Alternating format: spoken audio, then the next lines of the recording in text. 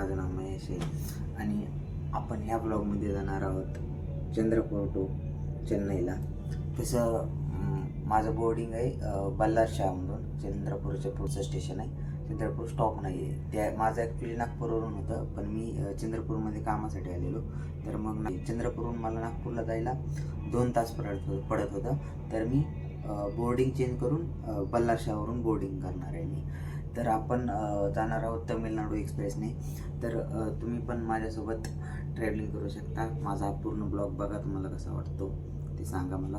तर आता मी सध्या फ्रेश झालो आहे आणि आता मी जाणार आहे ब्रेकफास्ट करायला. पहिलं तर आपण ब्रेकफास्ट करून घेऊया आणि मग पुढे काय होते आपण बघू. तर ही रूम आहे छोटीशी, मी घेतलेली काल रात्री. मी 10-10:30 वाजता आलो होतो. मी बघितली नाही, पण टाईम पण झाला होता आणि इकडे कसं लवकरच सगळेजण, कसं आहे मुंबईला कसं आपण 8-11-12 वाजेपर्यंत सगळं चालू असतं, पण इथे 8-9 वाजता सगळं बंद होतं. मग मी काय जास्त बघितलं नाही. एक छोटीशी रूम आहे, घेतली आणि बॅग ठेवायला पण इथे टेबल वगैरे नाही, एवढासा छोटा, त्याच्यावर बसत पण नाही. तर बॅग माझ्या खाली जायचं आणि बाकी मी इथे पॉवर बँक वगैरे चार्जिंगला लावलं आहे. एकच सॉकेट आहे, त्याच्यासाठी पण माझ्याकडे स्क्रूड्रायव्हर होतं. लिटरली हे ओपनच नव्हतं त्याच्या आतमध्ये जे असतं ना ते. तर माझ्याकडे स्क्रूड्रायव्हर होतं, मी त्याने ते ओपन केलं, पॉवर बँक वगैरे चार्जिंगला लावली. आता एअरबड्सला लावून ठेवतो. पॉवर बँक पूर्ण रात्र चार्जिंगला होती. तर बघू, आता मी ब्रेकफास्ट करायला जातो आणि फायनली आपण आता बसलो आहे.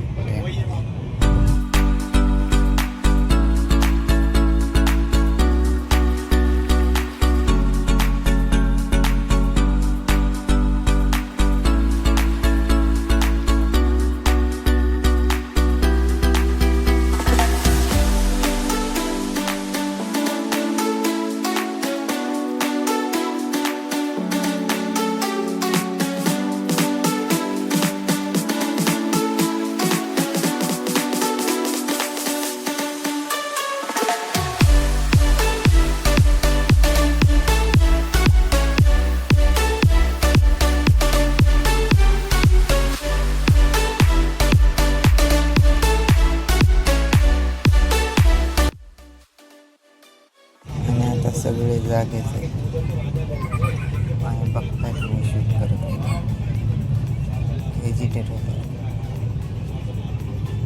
आपण जाएंगे आराम से, मस्त बस मोफत चार्जिंग लगावणार. मस्त आम्हाला मध्ये वारी दिसतात, मस्त ना इकडे डोंगर, कसली भारी.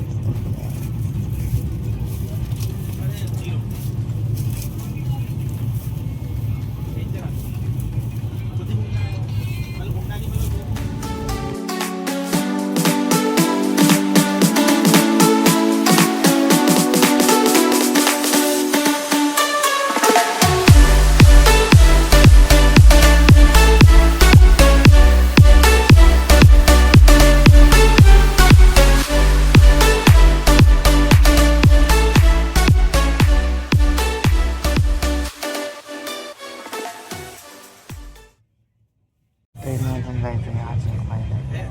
तुम्हाला असली भारी भारी व्ह्यू बघायला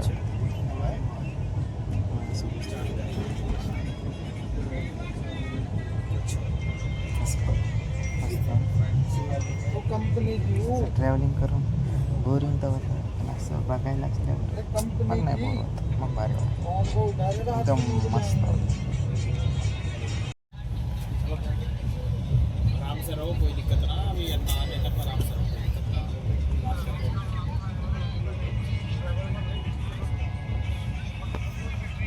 आहे ना हायवेजचं थोडंसंच दिलं आहे 20 रुपयात. टेस्टी तर आहे, टेस्ट आहे, स्पायसी लागते. कांदा वगैरे व्यवस्थित टाकलेलं आहे त्याने. एन्जॉय करत खातो बाहेर. सनसेट अजून व्हायला नाही आला आहे, सनसेट व्हायला आले अजून भारी वाटेल. जास्त दिसत पण नाही नीट. जास्त गर्दी पण नाही, सगळे सीट खालीच आहेत. आय थिंक नागपूरमध्ये खाली झाली असेल, कारण की दिल्लीवरून चालत येते, म्हणजे दिल्लीवरून येते चेन्नई, तर जास्त तर नागपूरमध्येच खाली झाले असते, असं असू शकतं, म्हणून गर्दी खूप कमी आहे. आता मी संपवतो आहे मस्तपैकी, ते 10:30 आणि मला अजिबात दुपारी झोपलं, त्याच्यामुळे कसली झोप नाही येते मला. ऑर्डर केलं आहे बिर्याणी, येणार आहे स्टेशनला, विजयवाडाला पोहोचलो आहे आता.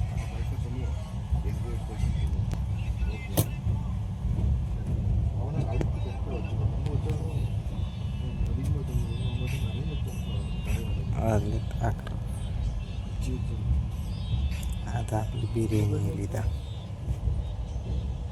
खायला मागवलं. विजयवाडानंतर एक पण स्टॉप नाही आहे, डायरेक्ट चेन्नईला आहे. सकाळी 5 वाजता पोहोचते. एकदा विजयवाडाला जेवायचं, डायरेक्ट नॉनस्टॉप डायरेक्ट चेन्नईला जायचं. 5:30चा अलाराम लावून ठेवले, डायरेक्ट उठायचं सकाळीच. उठून जाऊन हॉटेलला जाईल, तिथे फ्रेश होऊन मग मीटिंग आहे तिकडे जायचं. भारी, तुम्हाला माहितीच नाही मी का फिरतो आहे, ते मी तुम्हाला सांगा नाही तर नेक्स्ट ब्लॉगमध्ये का मी असं फिरतो. 15 किलोमीटर लांबूनच गाडी वाटतं स्लो करते, गेली अर्धा तास झालं एवढे स्लो चालते, स्लो चालते, एकदमच स्लो चालते. असं बराच वेळ झाला चालू, काय आहे इथं मला भूक लागली, बोललो लवकर पोहोचा स्टेशनला, लवकर खाईन आणि झोपेन. कसलं काय, जाऊ द्या, आपल्या हातात काही नाही.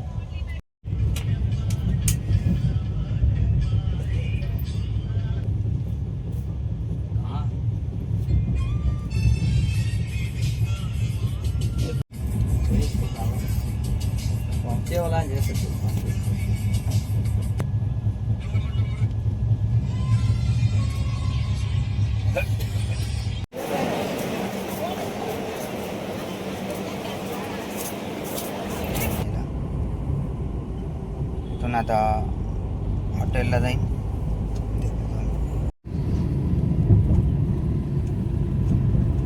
मी आलो आहे आता रूमवर. चेन्नईला पोहोचलो सकाळी 6:30 वाजताच. तर आता मी एडिटिंग करतो. आणि तर काही आपण पोहोचलो आहे चेन्नईला, रूमवर पण आलो आहे. बघा पाठीमागं एवढं काय चांगलं नाही आहे रूम, पण ठीक आहे. आता एमर्जन्सीमध्ये घ्यावं लागली, कारण की सकाळी कुठे शोधत बसणार ना. त्यामुळे आता 1-2 दिवस आहे, तर उद्या चेकआउट करून दुसरं हॉटेल बघू आपण. तर आता मी आलेलो आहे. मजा आली एकदम. ट्रेनमध्ये पण मस्त झोपून रिलॅक्स, आणि व्ह्यू पण मस्त भारी होते.